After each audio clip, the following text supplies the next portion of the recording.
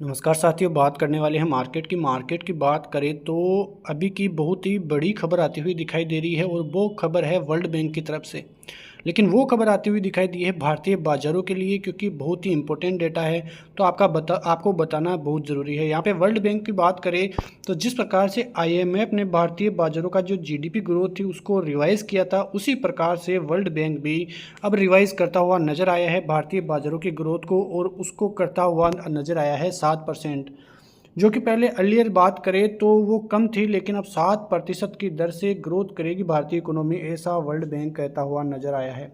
ऐसा इसलिए भी कह रहा है क्योंकि जिस प्रकार से जो कृषि के क्षेत्र में और जिस प्रकार से भारतीय बाज़ारों में जो चुनाव थे उसकी वजह से, यानी कि जो आप देख सकते हैं कि जो जनरल इलेक्शन थे कंट्री में, उसकी वजह से भारतीय बाज़ारों का जो पिछली बार का जो जीडीपी आया है Q1 का, वो कम आया था। और उसके पीछे यही कारण थे कि जो इलेक्शन थे उसकी वजह से जो सरकारी खर्च था वो नहीं हो पाया था, और वहाँ पर जीडीपी की ग्रोथ जो है वो लुढ़कती हुई दिखाई दी थी और 6.7 की आती हुई Q1 में दिखाई देती।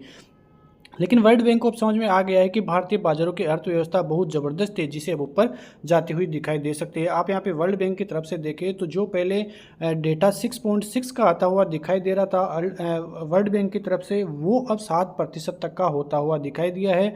तो ये एक भारतीय बाजारों के लिए ज़बरदस्त खबर आती हुई दिखाई दी है। यहाँ पे जो आप देखें तो जो डायरेक्टर हैं टूनो कोइमो वर्ल्ड बैंक के, तो यहाँ पे वो ये कहते हुए नज़र आ रहे हैं कि जिस प्रकार की तेज़ी भारतीय बाज़ारों में आईटी सेक्टर, बिजनेस सर्विसेज और फार्मेक्चुअल जो फार्मा की कंपनियां हैं वहाँ पे आती हुई दिखाई दी है, और जिस प्रकार से अब एक्सपोर्ट है वो डाइवर्सिफाई होना चाहिए, और उसके अलावा जो है टेक्सटाइल, अपीरियल्स, इलेक्ट्रॉनिक्स और ग्रीन टेक्नोलॉजी जैसे शेयरों में भी अब अच्छी खासी ग्रोथ होनी चाहिए, तब जाके ही जीडीपी की जो ग्रोथ है वो बढ़ती हुई दिखाई देगी। और इस खबर का आने वाले दिनों में भारतीय बाजारों के लिए बहुत ज़बरदस्त इम्पैक्ट पड़ने वाला है। ठीक है, तो ये बड़ी खबर भारतीय बाजारों के लिए आती हुई दिखाई दी, जो आपके पास आती हुई अभी दिखाई दे रही है। लेकिन यदि आप चैनल में नए हो तो चैनल को सब्सक्राइब जरूर करके रखिए, क्योंकि ऐसी ही बड़ी खबरें आपको बाजार की दिशा और बाजार में होने वाली ट्रेप से बचा ही सकती है। आज की बात करें तो आज लगातार 14वां दिन था और भारतीय बाजारों ने एक नई हिस्ट्री लगा दी है 1993 के बाद, जहां पे करीब 13 दिन पॉजिटिव थे। आज 14वां दिन भारतीय बाजारों में लगा है, जो कि एक नया रिकॉर्ड बनता हुआ दिखाई दिया है।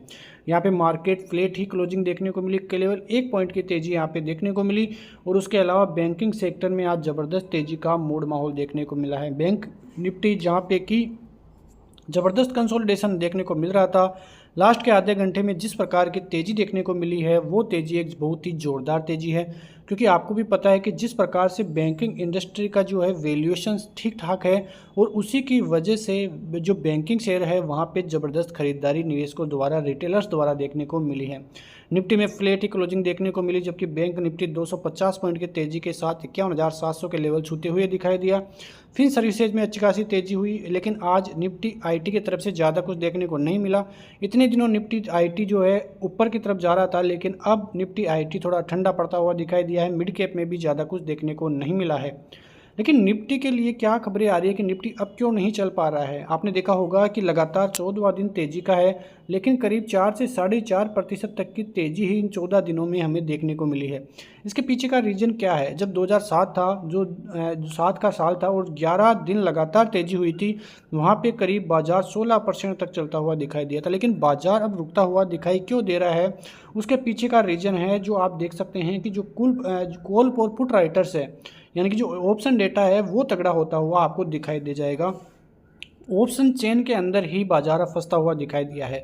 राइटर्स के बीच क्यों फंस रहा है? क्योंकि यहाँ पे आप 25,300 की स्ट्राइक देखेंगे तो यहाँ पे करीब करीब 71 लाख की कॉल राइटिंग आपको देखने को मिलेगी, और आज करीब 12 लाख कॉल राइटर्स यहाँ पे ऐड होते हुए दिखाई दिए हैं, जबकि पुट राइटर्स यहाँ पे आपको 42 लाख ही नज़र आएंगे। तो जो कॉल राइटर्स है, यानी कि जो मंदी वाले हैं, जो वो बाजार को ऊपर जाने ही नहीं दे रहे हैं 25,300 के ऊपर। वहीं जो तेज़ी वाले हैं उनकी पोजीशन आप देखोगे तो 25,200 पर, जहां पे करीब 50 लाख की पुट राइटिंग आपको देखने को मिली है, और यहां पर भी करीब 10 लाख लोग ऐड होते हुए दिखाई दिए हैं। वहीं करीब 26 लाख की कॉल राइटिंग यहाँ पे देखने को मिलेगी। तो 25,300 का ये जो जोन है और 25,200 का ये जो जोन है, बहुत इंपॉर्टेंट जोन यहाँ पे साबित होता हुआ दिखाई दिया है।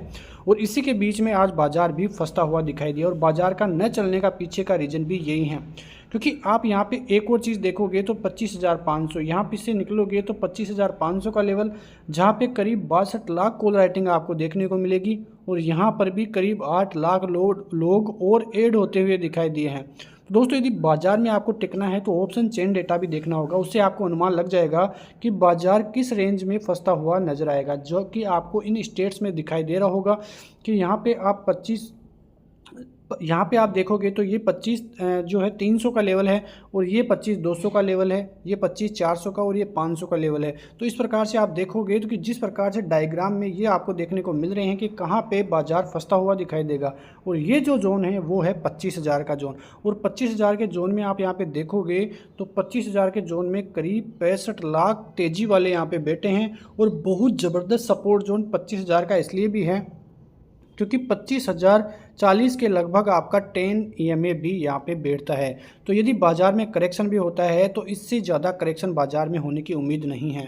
जो लोग लगाए बैठे थे आज की बाज़ार 24,800 तक आता हुआ दिखाई दे तो अच्छा खासा करेक्शन मानेंगे और वहाँ पे ख़रीदारी करेंगे, लेकिन बाज़ार है कि गिरने का नाम ही नहीं ले रहा है। लोगों को डर इसलिए है क्योंकि लगातार तेज़ी के बीच कोई ऐसा करेक्शन छोटा मोटा भी नहीं आया है जिसकी वजह से ऐसा लगे कि भारतीय बाज़ारों का दमखम फिर से दिखाई देगा, और यही डर भारतीय बाज़ारों में बना हुआ है। गिरावट इसलिए भी नहीं हो रही क्योंकि FIIs की तरफ से जिस प्रकार से इंडेक्स फ्यूचर में बाइंग हो रही है वो बाज़ार को नीचे ही नहीं आने दे रहे हैं। आप यहाँ पे 27 अगस्त को देखेंगे तो करीब नेट कॉन्ट्रैक्ट थे 86% और जो रेशियो था 57% का था। 30 अगस्त को आप देखोगे तो करीब 2,43,000 नेट कॉन्ट्रैक्ट थे और 71% का आपका जो परसेंटेज वाइज देखे तो वो था। लेकिन 2 सितंबर को यहाँ पे कमी आती हुई दिखाई दी है, जो कि थोड़ा पॉजिटिव देखने को मिलेगा भारतीय बाज़ारों की तरफ से। पॉजिटिव इसलिए है क्योंकि भारतीय बाज़ारों में सभी चाह रहे हैं कि करेक्शन आता हुआ दिखाई दे, और यहाँ पे 2,43,000 कॉन्ट्रैक्ट से 2,33,000 कॉन्ट्रैक्ट अब होते हुए दिखाई दिए हैं। करीब 10,000 कॉन्ट्रैक्ट जो है बिकवाली में कल आपको जाते हुए दिखाई दिए थे। तो FIIs की तरफ से बहुत ही ज़बरदस्त शेयर्स आते हुए दिखाई दिए, लेकिन बाजार की अब नज़र कहाँ रहने वाली है, क्योंकि अब जो इम्पोर्टेंट डेटा आने वाला है आज वो होगा जो अमेरिकन ISM मैन्युफैक्चरिंग PMI का डेटा आज आने वाला है।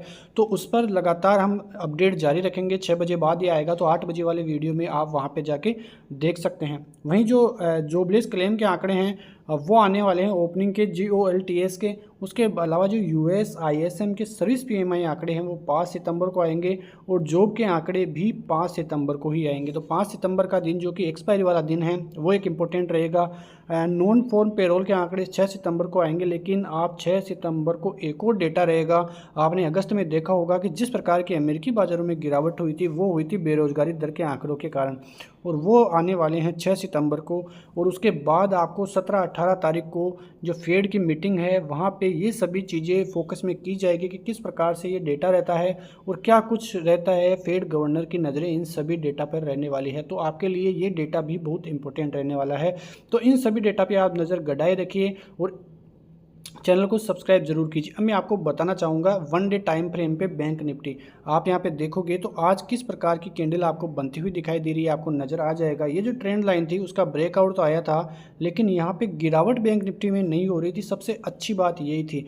और जिस प्रकार से कंसोलिडेशन बैंक निफ्टी में हुआ था, यहाँ पे बहुत ज़ोरदार कंसोलिडेशन था, और आज जिस प्रकार से ब्रेकआउट आया है, बहुत ही ज़बरदस्त ब्रेकआउट बैंक निफ्टी की तरफ से आज देखने को मिला है। अब मैं कल की बात करूं कि कल किस हिसाब से हमने बैंक निफ्टी में बातें की थी, तो कल यहाँ पे यही जोन बन रहा था। उसके बाद हम बात कर रहे थे कि बाजार यदि 380 से ऊपर कटेगा तो उसके बाद 470 जो कि टारगेट हिट हुआ, 610 जो कि मिलता हुआ नजर आया, और 740 का जो लगभग टारगेट था वही टारगेट हमें देखने को मिला है। तो ये तो थी कल की बातें जब हम बात कर रहे थे, लेकिन आज अब बात करें कल की, यानी कि कल बुधवार की, किस प्रकार से बाजार रह सकता है। तो ऊपर की तरफ यदि कल 51,740 कटे तो आपको इमीडिएट 810 के लेवल देखने को मिल सकते हैं। और जैसा कि आपको पता है कि 51,200 से लेके 51,800 तक का एक जोन है जहां पे कि निफ्टी फिर से घूमता हुआ आपको दिखाई दे सकता है। यदि 51,800 का जोन कल कट जाता है तो आप समझ लेना कि बाजार में अच्छी खासी रैली जो कि बाजार को 945 और 52,075-77 तक लेकर जाएगी।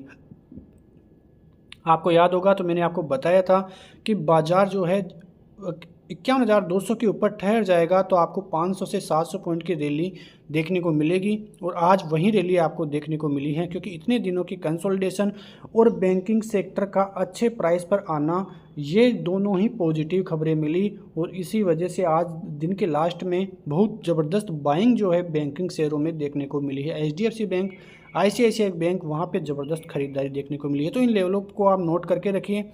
सपोर्ट जोन की बात करें तो कल यदि 622 से बाजार नीचे आता है तो 551 और 475 तक के टारगेट आपको नीचे की तरफ देखने को मिल सकते हैं। यदि ये भी डाउन होता है तो फिर आपको फिर से 300 की ट्रेजेडी में बैंक निफ्टी जाता हुआ दिखाई दे सकता है। यहाँ पे बैंक निफ्टी की बात करें कि निफ्टी फिर से देखो, आप देख सकते हैं कि लगातार 3 दिनों से इसी ट्रेजेडी में घूमता हुआ आपको दिखाई दे रहा होगा। आज भी कुछ देखने को नहीं मिला, लेकिन रिकॉर्ड 14 दिन की तेज़ी ये बनाता हुआ दिखाई दिया है। अब देखो ऊपर की तरफ जब कल भी हम बात कर रहे थे 320 का लेवल, तो वहीं से घूमता हुआ नजर आया, और नीचे की तरफ करीब 25,250 से 40 से 50 के बीच में फिर से ठहरता हुआ नीचे की तरफ सपोर्ट लेता हुआ नजर आया है। अब कल की बात करें तो कल यदि फिर से 320 का लेवल ऊपर की तरफ पार हो जाता है, जो कि एक अच्छा खासा कॉल राइटर्स का जोन है, जहाँ पर हम थोड़ी देर पहले बात की थी, यदि ये जोन निकल जाता है तो आपको इमीडिएट 375 के टारगेट मिलेंगे। उसके बाद 420 के और 480 तक के टारगेट्स आपको ऊपर की तरफ देखने को मिलेंगे, और यही वो जोन है जहां पे कि निवेशक ट्रैप हो सकता है। जैसा कि मैं पिछले 2 से 3 दिनों से आपको यही बात कर रहा हूं कि यहां पे यदि मार्केट होगा तो ये एक ट्रैपिंग जोन होगा, क्योंकि ये जो लेवल्स है निफ्टी का ओवर वैल्यूएशन लेवल है, यहाँ पे यदि मार्केट या तो 2 से 4 दिन कंसोलिडेशन में रहे या यहाँ तक 25,000 तक थोड़ी बहुत डिप आती हुई दिखाई दे तो भारतीय बाज़ारों में फिर से एक तेज़ी देखने को मिलेगी। लेकिन ये जो जोन रहेगा हो सकता है कि उससे ऊपर भी निकल जाए, लेकिन यदि आप सतर्क रहें, हेज करके चले तो आपके लिए अच्छा होगा।